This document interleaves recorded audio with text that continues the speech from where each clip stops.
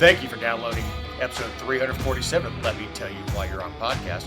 This week we have the insurance commissioner, teachers, welcoming service members back, cashing in, revenge of the squirrel, the airport is safe again, and DEI is on life support. I'm Dave Roberts. With me is my partner in this endeavor, Commissioner-elect Ken Pullen. Hey there, did you have a good Thanksgiving? I am fat and happy. We had a very small gathering this year, but it was good. I drank too much wine. Nothing wrong with that. No. And I find wine is a little better than sitting around drinking bourbon for 4 straight days at my parents' house. I do. I'm a big fan of wine. Pinots and Cabernets. Well, sure, mostly white wine. I like a good Beaujolais or Cab Sauv, but normally if I'm just out and about or if I meet friends for drinks, it's a Pinot Grigio. Oh, really? I didn't take you for a white wine guy.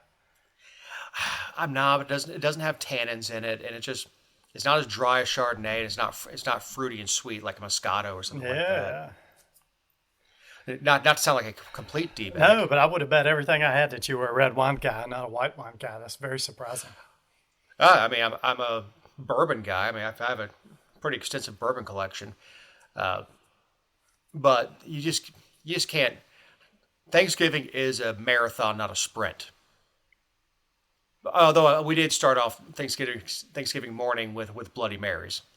Nothing wrong with that.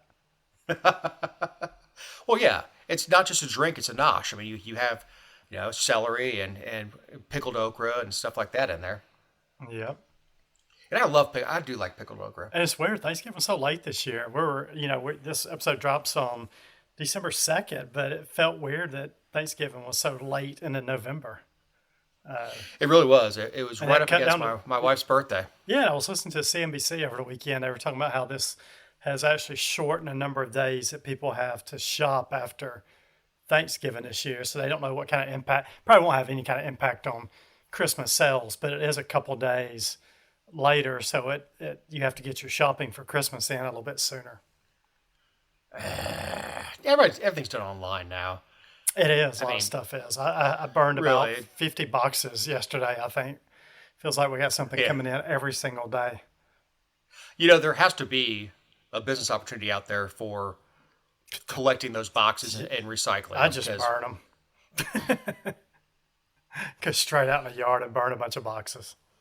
My problem is I'm getting old, and sometimes they're really good boxes. Like, I don't know what I'm going to do with it, but I don't want to throw this out. This is a really good box.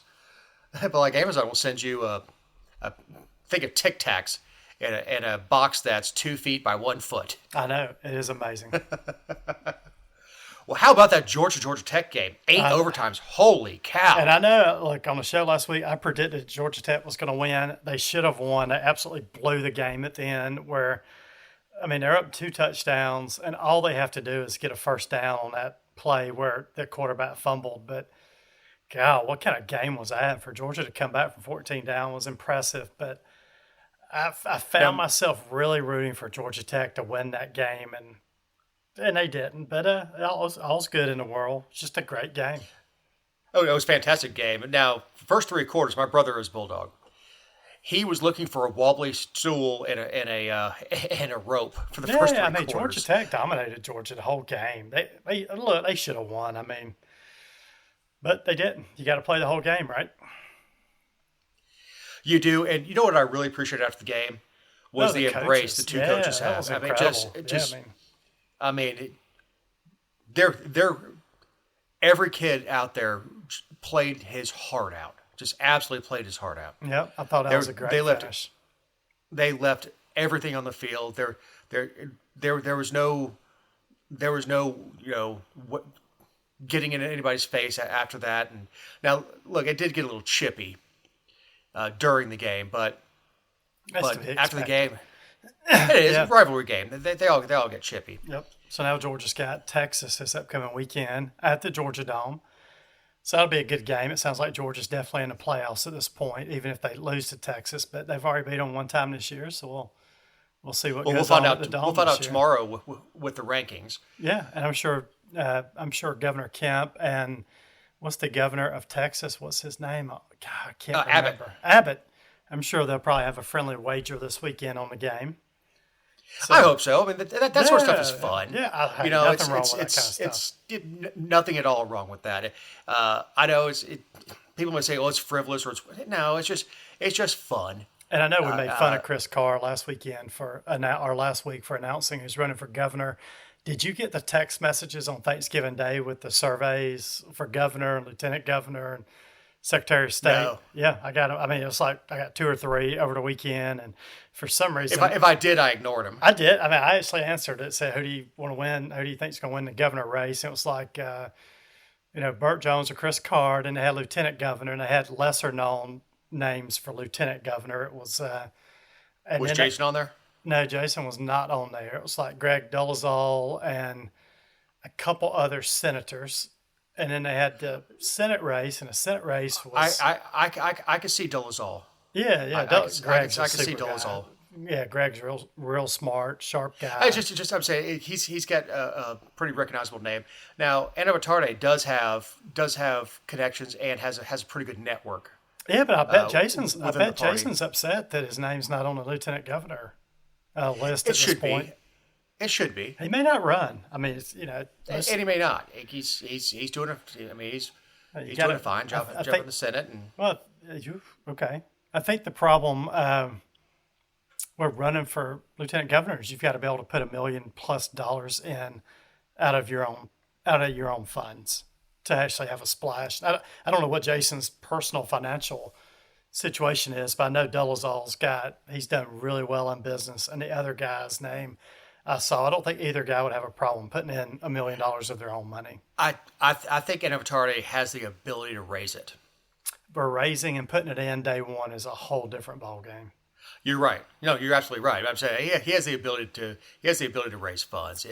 If that's what he wants to do, he has the connections and the ability to raise funds. He does, but it's tough when you can't put $1 million of your own money in day one. But then I have no idea what his financial situation is. I have no clue whatsoever. I talked to him a good bit. He's my senator. But we, other than general, finances, state finances, we don't. None of my friends and I really talk about personal finances. No, and then they had Raffensperger for the Senate, along with a bunch of congressmen. So they had like Mike Collins, Raffensperger, Rich McCormick. They didn't have Marjorie Taylor Greene, which I thought was surprising, nor did they have Governor Kemp, I don't think. So somebody knows something with this Senate race. I don't see Margie giving up her seat, a seat that is.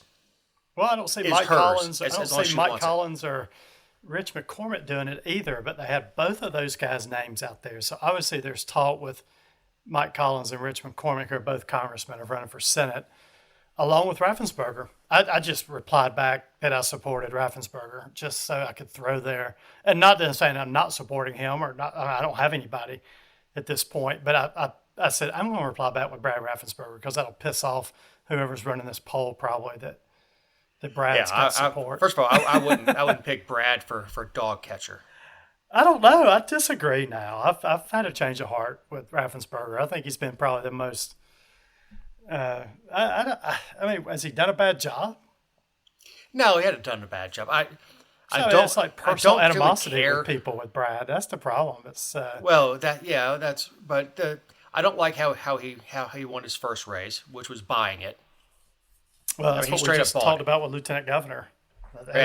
He straight up bought it. Yeah, I mean, whoever runs has to throw $1 million plus of their own money in.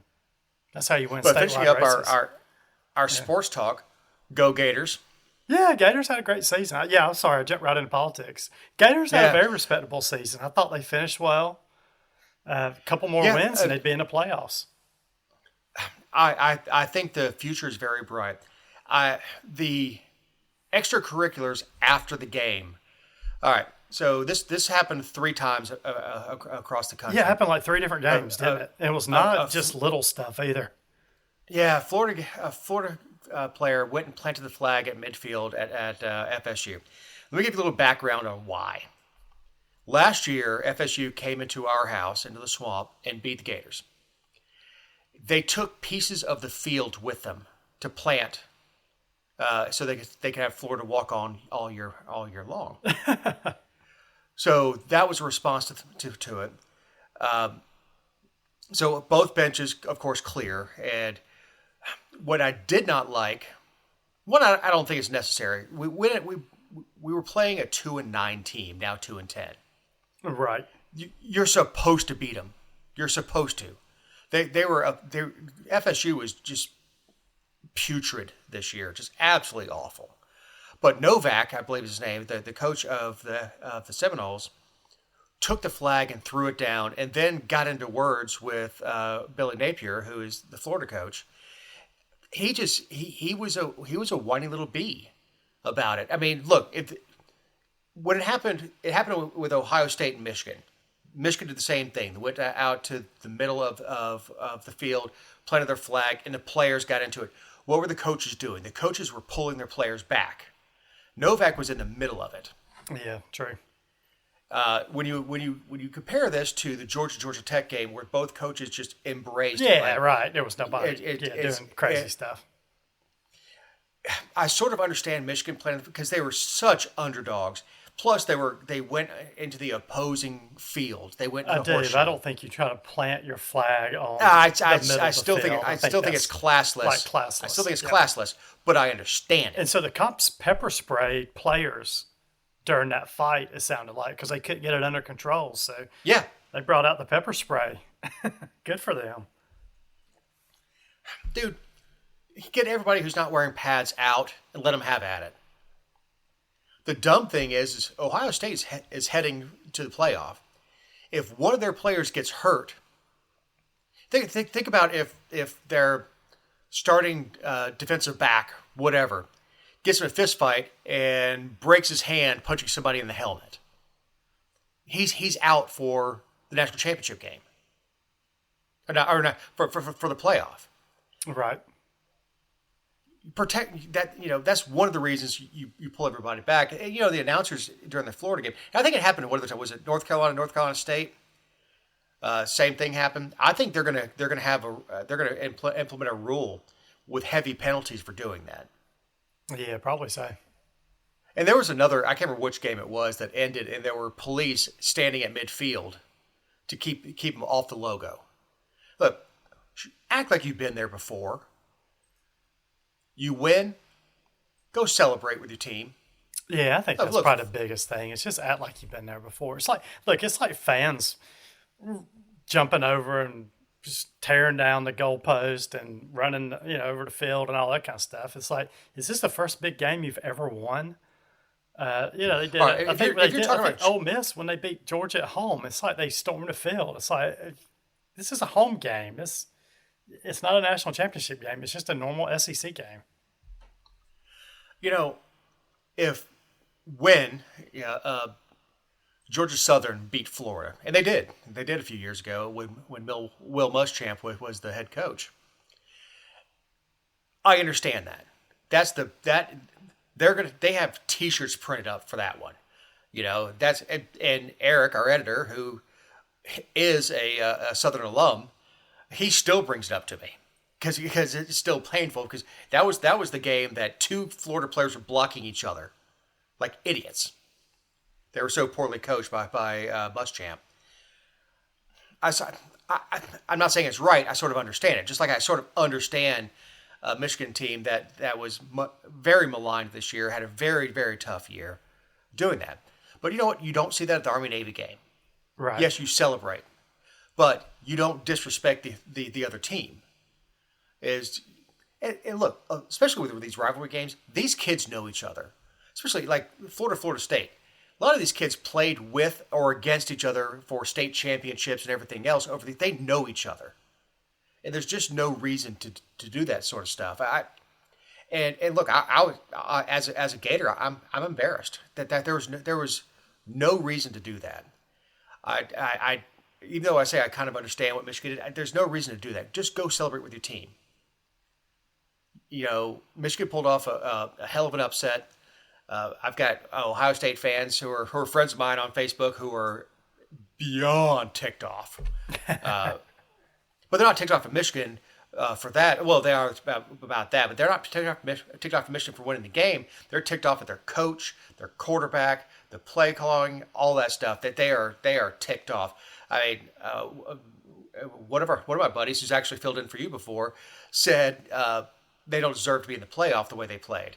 And I wouldn't go that far. That's just a guttural response. That's just a, and I understand being that angry because when Florida was good, I would watch games and I'd be mad if they only won by a field goal. I'd be pissed. Yep. Because I thought they should do better. But there's no reason for poor sportsmanship. And speaking of poor sportsmanship, you got training this week. I know. I have mandatory training is for my county commissioner gig that starts in January. I didn't realize this. I guess state law mandates that if you're elected as a county commissioner, you have to have 18 hours of training before you get sworn in, which is really strange because I thought the people in my district elected me and not state representatives and state senators passing laws at the Capitol. Did you have to do training when you were a state rep? No, not official. No, not official training. I mean, we had some stuff, but not that I'm aware of. But it's weird. Like, what if I didn't go to mandatory training this week?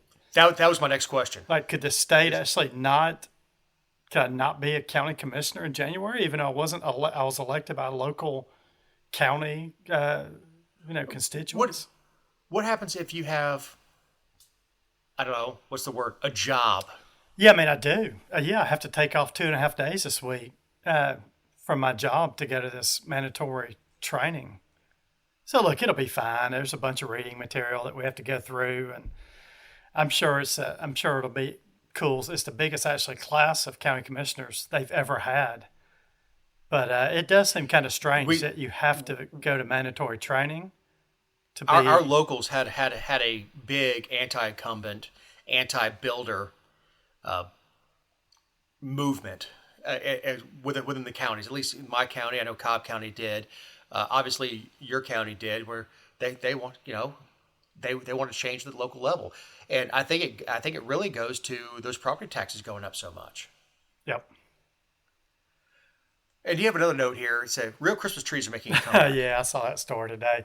They said more people will actually buy a real Christmas tree this year than they have in years. So I don't know if that signifies because they're expensive. I don't know if that signifies like a optimistic tone on the economy coming up, or people just want that nice Christmas tree smell in their house. But I remember the last time I bought a real Christmas tree, we brought it in the house.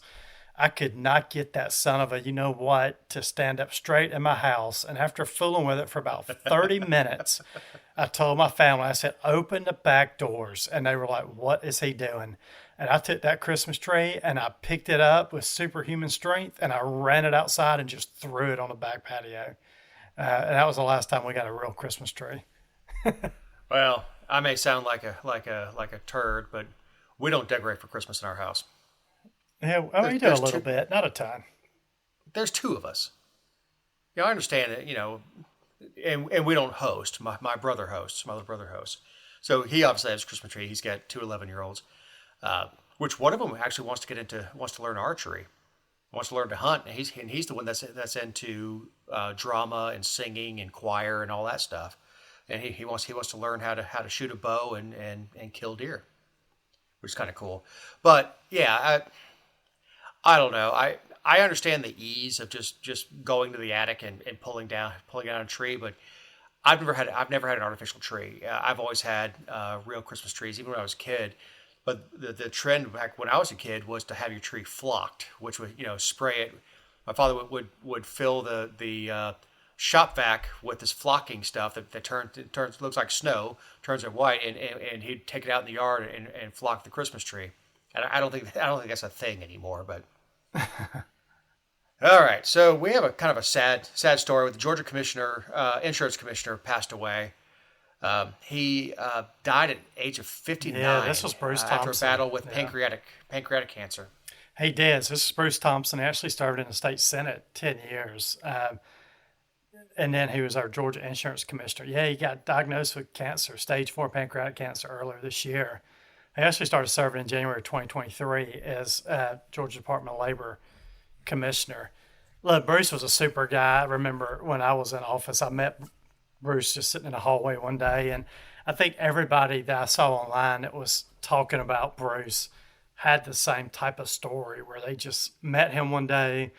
He opened up. He was just a super nice, friendly guy, and I don't know if anybody has anything just not glowing to say about Bruce, but yeah, 59 years old is so young. They had his funeral last Sunday or on Sunday. But he was up in that whole, he represented Cherokee, Bartow, and Cobb. So he was up in sort of that North Atlanta type area. But yeah, just a super guy. And like I said, Well, everybody just had praise for Bruce. He was a really, really great guy. Kind of hits you and me where we live that we're not much younger. No, I'm 49, not much younger at all. Yeah, and I'm 47. Yeah, I mean, we're both knocking on the door of 50, and to think that you can be diagnosed in March and dead by November is terrifying. That's I mean, he's a Army National Guard veteran. I'm sure his funeral will include military honors, as well as state honors. But yeah, normally I'm jocular and make jokes, but there's no joke to be made here. Bruce was a super guy. He's a big loss for Georgia. He was a really, really good guy. And I assume, not to get back to the political angle of this, but I assume that Governor Kent will appoint somebody to serve, I don't think there'll be a special election here called. I assume Governor Kent will appoint someone to serve until I think so, 2026. Isn't that what happened with our last one who went to prison? Yeah. So I assume that's what it's going to be. I'm going to go ahead and say this and get the rumor mill started. I think Senator Marty Harbin will be appointed insurance commissioner, and he is my state senator. Well, that opens up a slot for you. Yeah, not me. I'm good. But no, Bruce was a super guy. Everybody had just glowing praise for him. He was just a great, great guy. Yeah, like I said, it's a sad story. There's no joke to be made there. There's, even with people that I don't like who passed away, there's just no reason to even if I didn't like him. But no, he did a fine job. That job really inspires people to be fraudulent. And for some reason, insurance commissioners there's nobody that has anything bad to say. Oh, I'm sorry. I screwed up. He was the Department of Labor Commissioner. Oh, he was. Sorry. Yes. Yeah. No, that was my fault. He was Labor Commissioner. Sorry. Yep. No, that's my bad. No, he was. I literally rolled in an hour ago from. I'm sorry. That was a typo. But he was Georgia Department of Labor Commissioner, which is the same thing. I mean, I know what we're saying about fraudulent. That was Beck or whatever his name was. It's in jail now, but Georgia Department of Labor is just a very hands-on job. This is unemployment. This was coming out of COVID. This is when tons of people were unemployed. So he went in at this time where there were, in the Georgia Department of Labor, there was all these offices around the state. So Bruce really came into that role at a time where there was a lot of work to do. So, yeah. All right. So the teacher union doesn't care about the Department of Education being shut down. Yeah, I bet you didn't see that coming, did you? No. I know. No, and of course their president is Randy Weingarten, who I despise. No, I don't know anybody that likes her. No, but I mean, there's talk of the Department of Education being abolished up under the new Trump administration. Linda McMahon is the new DOE commissioner. She gets confirmed. I think what they're saying, and I listened to one of the Republican senators that's introduced this legislation to get rid of the Department of Education. He's not saying we're going to spend. He said we're going to get rid of it in a very orderly fashion, but the money's still going to be there. So we're not talking about defunding programs. We're talking about giving the same amount of money and more of block grants to the states. So if Georgia and authority to the states, so if Georgia got $5 billion before in education funds from the federal government, before it would say you've got to spend $1 billion on ham sandwiches or something, or you got to spend $1 billion on this program. What they're talking about is keeping the $5 billion in place, but it would be a block grant that then lets Georgia decide how they want to spend that money, which makes perfect sense. I mean, who is better to understand what you need in Georgia than people that live in Georgia, right? And even at the local county level, understands better how to serve. Well, like where I serve, who knows how to serve people in Pike County better? It's the people that live in Pike County. Same way with the state funds coming in. It's not a bureaucrat in D.C. The person that ruined education in this country is George W. Bush. Yeah, Jimmy Carter is the one. Yeah, well, he created it. Yeah, but those two were a back-to-back punch, right? I mean, or not back-to-back. W put in no child. And look, I'm sure it was well-intentioned. But what it did is it took teaching out of the classroom and put it into teaching a test. So if your students didn't score something on whatever test it is now, you didn't get funding. The funding is tied to how many kids are in the classroom in a given day, which is why when we had that snowstorm, we had kids stuck in school buses because they wanted to get that half day in, so they kept their funding for that day. This is all tied to No Child Left Behind, and it is an abject failure because we're not teaching kids to think anymore. We're teaching them to the test. And it's one of the reasons that teachers are leaving the profession, that they're becoming teachers assistants, or things like that. And nobody knows this more than your wife, that they're taking the ability to teach. Like when I was a kid, teachers taught us to think. I had a hugely liberal English teacher, and I did mess with her because I was a conservative even back then. And one of the extra credit questions on a test was, what was the first feminist book? And I wrote the Feminist Manifesto. just to needle her. I mean, I knew I was getting 100 on the test anyway, just to needle her. But she appreciated the fact that she engaged with me in such a way that allowed me to think. She respected my opinion, and we were able to go back and forth with it in a respectful way. We don't have that anymore. It's teaching to the test standard, and that's all. And our kids aren't learning. Before the Department of Education was created, we were number one in education, and we're nowhere near number one now. Then you add in the Randy Weidgardens of the world, and it's our education system is just an S show. It really is. But look, I mean, do you think they're really going to get rid of the Department of Education? No, I don't either. But I mean, look, there's a chance. I mean, Thomas Massey has introduced legislation for years to get rid of it. But all I could think is Dumb and Dumber. So you're saying there's a chance? No, I mean, look, there's some momentum to do this. The question is, can Trump? He wants to do this, and some of his picks over justice, FBI, the mass deportation of illegals.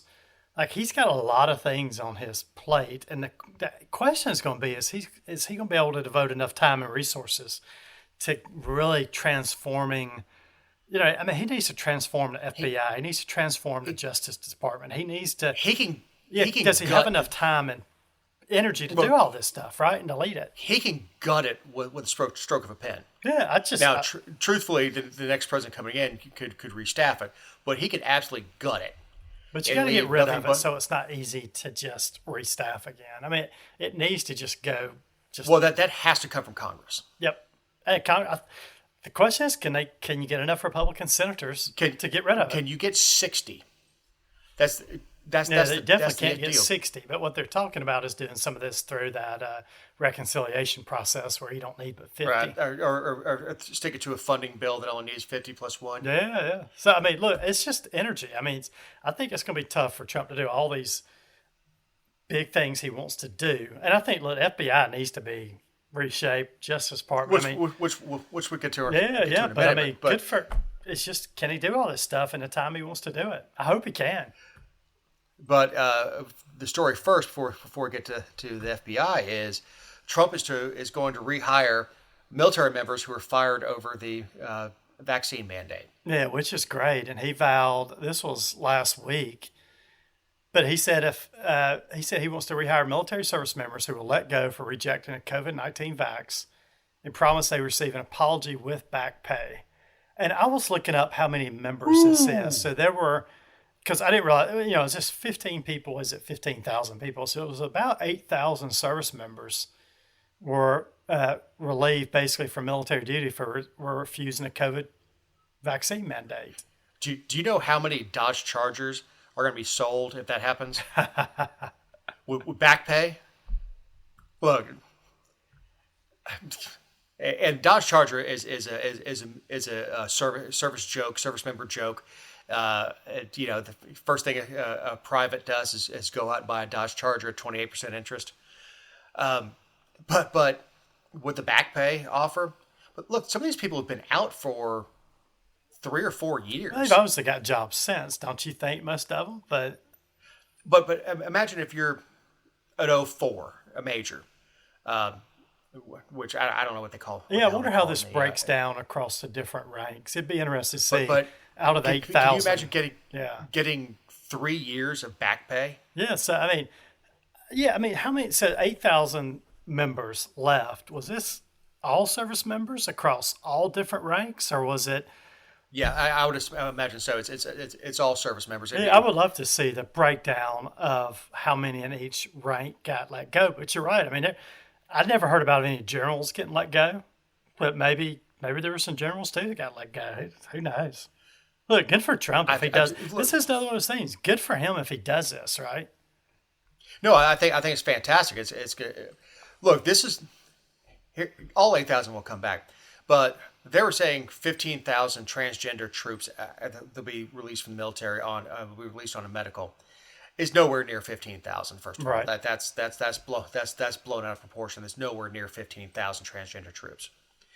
But that kind of offsets with the whole transgender thing. Is going to let those go and try to bring back these experienced service members. Now, I have no idea what that's going to look like. There are certain practicalities to serving in the military. And being out for 3 years, you're going to have to get back in shape. And, my body certainly doesn't look like it did 30 years ago when I went in the Army. They're going to have to get back into shape. And they're going to have to get sort of reacclimated to military life. Especially, say, I was at Fort Bragg. I think they call it Fort Liberty now or something stupid. I would move my family back to Georgia because that's where I live. So my wife and I, if I was still in the Army, would move back to Georgia, go and get a job and everything. And here comes this letter saying, "Hey, we want you back." And I'm offered 3 years of back pay. Am I going to uproot, everything I have in Georgia and go back to Bragg? Maybe so. I mean, I never was high ranking enough to that 3 years of back pay really wouldn't throw off what I made in the civilian world. But for a lot of these officers, let's use the example of an 04, a major. That's a lot of money. I'm guessing they make about 80,000 a year, and you do that, 3 times, and have that come back to you. That's a hell of a lure, and it's the people that were releasing were the most experienced troops, and you have to realize that the older guys, the guys like me with a little snow on the roof, those are the guys that know their jobs very, very well, and we're talking everything from typists, mechanics. When people think about service members, they think about infantry, like grunts. There's nothing wrong with being a grunt. They're but they're not the entirety of the military. So you talk about Air Force pilots. Maybe they got out of the Air Force, wouldn't work for Delta. They're not going to give up a job as a Delta pilot to go back. You can't just put him back in an F-18. He's going to have to be retrained to do that. So I don't know how that's going to look, but I think it's I think that's outstanding. That he's going to go back. He's going to fix what Joe Biden effed up. Yeah, good for him. So Kash Patel is being tapped to lead the FBI. I like Kash. I know very little about this guy besides what I was reading about, but he did serve in the Justice Department up under, it sounds like Barack Obama, he was a prosecutor. So he's been he's been here before, right? That big Trump advocate. Super smart guy. Yep. He also has a really good sense of humor. I've seen him on the Gutfeld show. Yeah, good for that. He's able to change those gears. Like you'll see him on a serious show on TV, and he's very, very serious. And then you'll see him on a comedy show like Gutfeld, which is conservative news-based comedy, and he's hilarious. And I know he said a couple things which really sparked my attention. He said he wanted to shut down the bureau headquarters in Washington, D.C., which is great. He said he wants to move it somewhere else, which, like, they had to move every government agency out of D.C., and he was the one also, he said he was going to go after all these leakers in the FBI. So these people that leaked all this, just anything that leaks up there, he's going after them. So I love those two things. Yeah, and like I said, I like Kash Patel. He is very much conservative. He is extremely intelligent, quick-witted. Just Patel is just a super good guy. He is the son of Indian immigrants. He made his own way in life. He got himself educated, and of course, he has the natural DNA to be intelligent, which not everybody does. But he has really applied that intelligence to do really good things. And I think that's an outstanding pick. I think Kash Patel will clean up a lot of the BS that goes on in that department. All right. Speaking of justice, Peanuts owner may get paid. We're not talking about Charles Schultz. No, this is, we kind of are getting out of politics now a little bit, but you saw this story a few weeks ago. There was Peanut the Squirrel and Fred the Raccoon, who were both up in New York, and like Peanut, his owners found him outside, adopted him. As a baby. 7 years ago, right? As an abandoned baby, squirrel. fell out of the nest. Yep. They bottle fed him. All right. So what? But what 7 years ago, they found this little squirrel, and they raised this squirrel for the last 7 years in their house. And he's like a normal dog. I mean, he runs around in the house. He eats. He probably potty trained for all I know. And he had an Instagram page with hundreds of thousands of followers on it. And for some reason, somebody turned him in to... What happened? What happened was they applied for a permit to be a rescue. After 7 years? They wanted to do more of this. Okay, they wanted to do more. Very proud. I got you. So here's the unfortunate lesson dealing with government. Don't ever ask the government for permit. Yeah. Don't ask for permission. So when Peanut had hundreds of thousands of followers, he would call. He would come when called. He would. Everybody loved him. Everybody universally loved Peanut. Same idea as the old video that you used to see on America's Funniest Videos, the squirrel water skiing and stuff. He was trained. He was an intelligent animal. I'm not a big fan of squirrels. I mean, I am as long as they're outside, not my attic. But he was kind of just he was just cool. I'm getting old to the point where I enjoy watching pet videos on Facebook, on Facebook Reels and things like that. So people were emotionally involved in this squirrel. Then the couple that had him applied for a permit to become a rescue. Yep. And then the government came in because they were holding wild animals, which is illegal. It's illegal in Georgia too, but we don't kick doors down for him. I don't think he was a wild animal at this point. I mean, it's like I agree. Yeah, who classifies what a wild animal is or not? I mean, is a pit bull more wild than a squirrel was? I would argue that the pit bull is a lot more wild. Well, not according to Dave Portnoy, who has a rescue pit bull who's sweet as she can be. But the government goes in there with a warrant, and they attempt to grab Peanut, and Peanut scratches one of them. So, and same thing with what was it, Rocky, the raccoon? Yep. So they decide that since they scratched one of the people that should not have been in this house to begin with, they had to test him for rabies. And the only way to test for rabies is to euthanize the animal and test the brain. So that was their justification. Well, anyway, his owners are suing New York now, and I hope they win $10 million. I hope they do too. It won't. And look, I've been a pet owner. I don't have any right now because my last two passed away. Let me tell you something. If anybody came after my dog or the podcat, who was heard here many times, it's a podcat.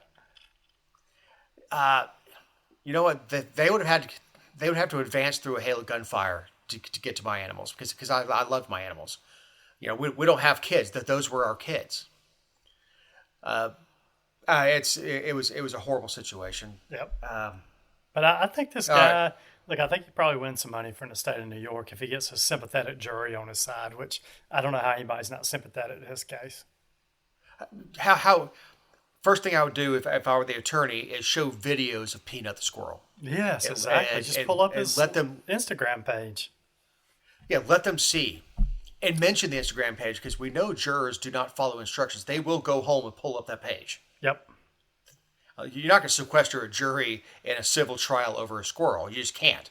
But those jurors, even if they say do not look at social media, they will absolutely go out on social media and pull up the Peanut and Rocky and see the videos and all that stuff and fall in love with these animals like hundreds of thousands of people did. And I think 10 million is going to be light as to what they may get. Kathy Hochul would be very wise to advise her attorney general to settle this one out of court and quietly. All right, the DEA has to stop unconstitutional searches at airports.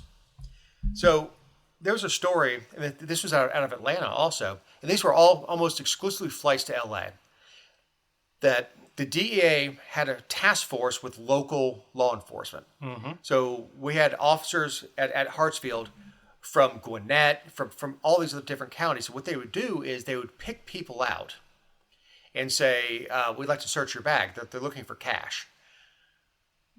We check your bag. Do I have to? No. But if you don't, you're going to miss your flight. I know. So basically you had to give up your bag, right? And there were some cases where it seemed racially motivated. And there was and this is going off memory, a black gentleman in Atlanta who was flying first class, and they singled him out. Said, we want to check your bag. And he was threatened with missing his flight. And when you start talking about missing your flight from Atlanta to LA, yep, that's a big deal because they don't go every hour. It's not like, you know, Atlanta to Minneapolis, or not Minneapolis, but Detroit. You know, that happens 10 times a day. The ATL LAX flight happens, I think, twice a day or something like that because it's a 4.5 hour long haul flight. So, you know, you're going to miss your flight. We're going to detain you and all that stuff. And with threatened with all that, you know, he let him search his bag, and they didn't find anything. But what they were doing is they were confiscating what they considered large sums of cash. And as somebody who has flown with what the government considers a large sum of cash, and I have, that was my money. I earned it. When I did it, it was from doing a job in Florida. We sold all the scrap, and scrap pays you in cash. So I had, you know, a lot of cash on me flying back home, and that cash was you know, going into the business. Think about how when people go to Vegas, it's nothing for somebody to carry $10,000 to go to Vegas. I mean, it's nothing. It is for you and me. You and I probably wouldn't fly to Vegas with 10 grand because I can't afford to lose 10. I can't. I would cry if I lost 10 grand. The point is, if you want to fly to Vegas with $100,000, you should be able to fly to Vegas with $100,000. Sure. And they were just searching, and they were looking at other things like how far in advance did you buy your ticket. But yeah, like you said, they were not illegal. they were supposed to be voluntary searches, but like you said, if you didn't volunteer for the search, then they made you act like you were gonna miss your plane. And then if they found cash, they confiscated it through civil asset forfeiture. And you know how hard it is to get money back that's been Sure. forfeited. I mean, it's really, you got to go Yeah, hire a lawyer and pay the lawyer and go against the government. For example, my brother and I my older brother and I were flying out of West Palm Beach, which is funny because I flew out with a gun and obviously checked it, did the right thing. I checked the pistol. It was a Dan West in 1911. My grandfather left me. But I refused to put it in my bag. I held it in my hand, and she goes, "How much money is that?" I said $9,000. How much? I said $9,000. Bad thing, the scrapyard ran out of hundreds, so they paid us in 20s, so it looked like a lot more. How much? If it's over 10, we have to count it. I said 9,000. It was about 15. I'm sorry, I said it's 9,000. And she goes, "Where'd you get all that money?" My brother piped up from behind me. He won at the casino. She goes, "Oh, okay. Have a good day." Like, the fact that I earned it, I know, was a problem, but had I won at the casino, oh, okay, have a good day. So at least they've stopped this now, which is good. The TSA still does it. Yeah, but the DEA's not doing the DEA's TSA. not doing it anymore. But the TSA will. The TSA, if they think you have more than 10,000, they don't confiscate it, but they will count it and report it. And I know a guy who flies he has Bitcoin, and he flies just with his Bitcoin fob now because he's kind of like Cain. He walks the earth. He sold a patent. It does very, very well, but he doesn't carry cash because of that reason. He carries his little Bitcoin, little reader, whatever thing, so whatever country he goes to, he can get the money he needs. Because the government is so overbearing and such a pain in the butt. But this is a good time to remind you these are our opinions and not those of anyone not on the show or any respective company for which we may work, own, or otherwise associate ourselves with on a regular or irregular basis. Also, you can find other episodes and relevant stories over at thegeorgiavirtue.com. The mule is yours, Kenneth. Yeah, this is a whole group of people. And I don't know how big this group is, but it's women that are getting sterilized because Trump won the election. This is kind of a trend on TikTok now where women are saying they're worried about their quote unquote reproductive rights. So they're going in and having their fallopian tubes removed. So these women are saying, "I'm not pregnant today. This guy just got elected for 4 years, and I'm so worried about my reproductive rights that I'm going to do away with any opportunity to have a child in the future." Good. It is good, but how can people be this stupid? Like Trump has said, Trump is, by the way, like he said, Roe v. Wade needs to be back in the States, which it should. But he has no intent on passing some kind of nationwide abortion ban. I mean, he's already said. I mean, how many times does he have to say he's not interested in doing that? And he can't. No, he can't. He can't. That's not something he can do with a pen. Nope. He can't. That would have to come from Congress. But why not just get an IED? I call it IED because it destroys everything in its path. But why not just get an IUD? Yeah, but those things go in for years. Yeah, Newsweek spoke to 5 women who have already undergone these sterilization procedures after November 5th. Like, why do women think? And look, all these women, I guarantee you, these are white upper class women that are doing this when any of them could hop on a plane and fly to New York or California or Illinois or some state that's got very laxed abortion laws and lets you have abortions probably up to the time you deliver. Like, any of these women could hop on a plane and do that. So for them, the reaction is, let's get sterilized. This is an elective surgery that they are paying for out of pocket. All right, here's the thing. I don't believe them. I don't believe them. I honestly don't believe them. I think these people are going out on TikTok or Clip Clop or whatever and saying they're doing it. No, they're not. These women are not going and paying $50,000 to go under anesthesia and have their fallopian tubes removed. Yeah, I don't believe he's doing it. They're just not. I mean, maybe a handful But look, if these liberal women don't want to have kids, good. Yeah, good for them. Be single. Be single and childless your entire life if that's what you want to do. Just Yeah, because shave somebody, your head. yeah, shave your head too. Yeah, I've seen that. Yeah, shave your head. Don't have sex and have your fallopian tubes removed. So obviously that they don't understand how babies are made. I saw a lady on TikTok last night that was shaving her head to protest. Like, what is that getting you? Well, how about the meme that has been around of that chick after Trump was elected in 2016, just screaming? I mean, what does that do? It doesn't do anything. It's not. None of us care. Like these women who are shaving their heads, they're not exactly beating dudes off with a stick. You know. Yep. It's not like these are it's not like these are supermodels that are shaving their heads to make themselves ugly and swearing off sex. These are women that, honestly, until the bar lights can't come on, they're probably not getting talked to by any guys. They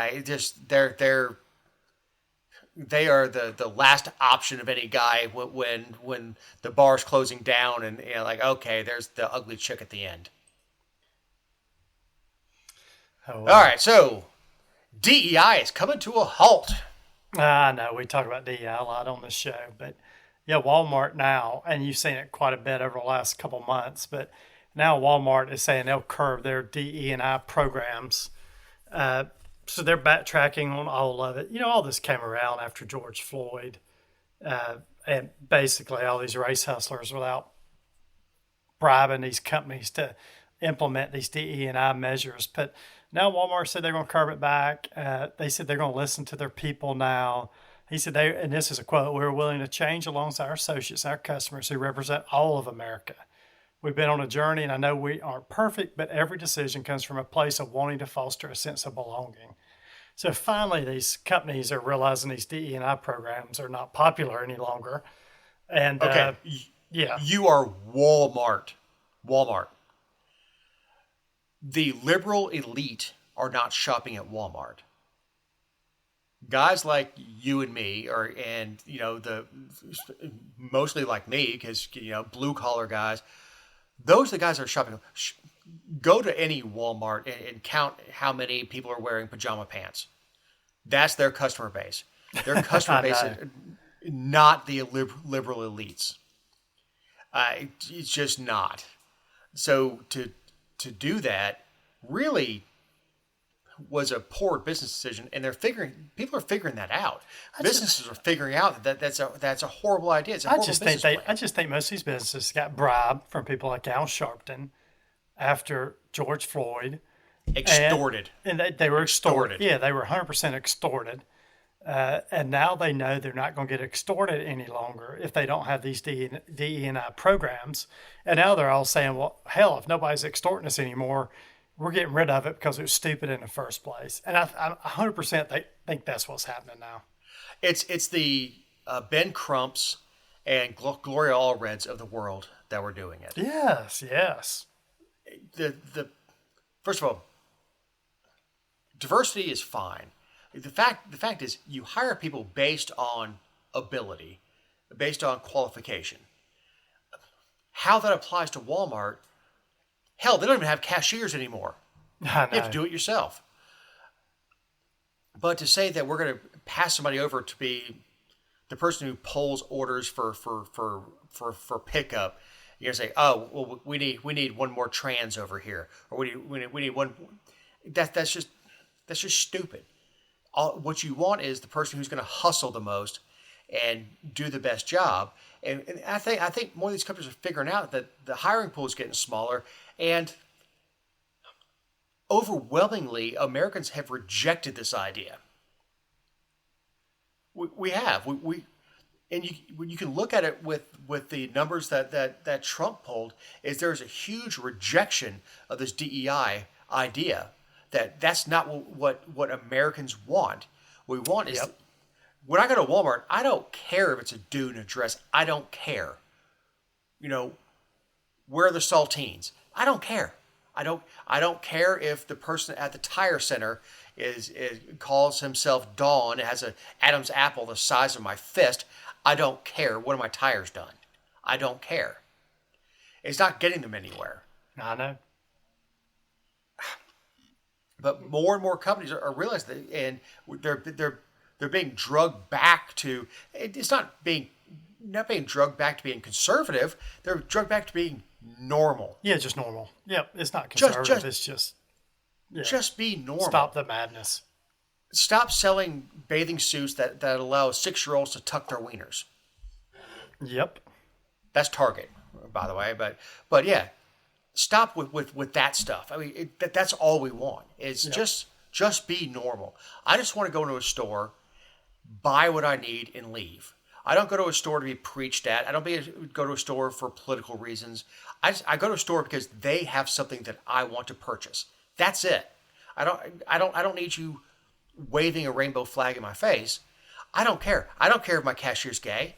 I don't care if he's straight. I don't care if it's a dude in a dress or a chick who calls herself Tom. I don't care. Just let me check my items out. That's it. Just let me pay for the items that I want and let me leave. That should be it. That's really what people are figuring out is Americans overwhelmingly are rejecting this idea of DEI. Yep, 100%. As we should. All right, Kenneth. As we start winding down, do you have any closing thoughts? No, I don't think I've got anything this week. I'll let you move to yours. I have to update you on the mandatory training next week. That will be interesting. I want to end the first show of December on a good note. Lowe's hired a bunch of out-of-work restaurant employees to hand out food to the needy in Western North Carolina. And when I say the needy, these are people that have been ravaged by Helene. And these restaurant employees are hurting. You know, these are people that work hourly and work for tips. And they've been out of work since the storm. I mean, what is that, 2 months now? And I really thought it was a classy move by Lowe's. And of course, they're getting their name out there by doing that. But it really is a classy move by Lowe's. And what these folks are doing is they're handing out meals, especially for the Thanksgiving season, was they were doing everything from cooking to packaging to actually handing them out. And I mean, who's better qualified to cook these meals than somebody who works as a cook? Yep. You know, why bring in a cook from somewhere else instead of hiring somebody local? And it's by these areas of North Carolina that have been so decimated. It really is appreciated to have that income, to have those jobs. It's not a handout. This is something they would pay people to do anyway. But it's again, instead of bringing somebody from out of state or whatever, is hire folks that are local. And I just think that's a really good kudos on Lowe's. I mean, it makes me want to go buy something at Lowe's instead of Home Depot. Honestly. Yeah, very true. So, on a very rare positive ending of the show, I want to give a big thanks to Eric Cumby, our editor, who we are handing our show to pretty dadgum late because I was out of town and got held up out of town for an extra day. To Ken Poland, my partner and who's heading for indoctrination, I'm Dave Roberts. Have a great week. Oh, I've been running from the law. Hope they won't shoot me down soon.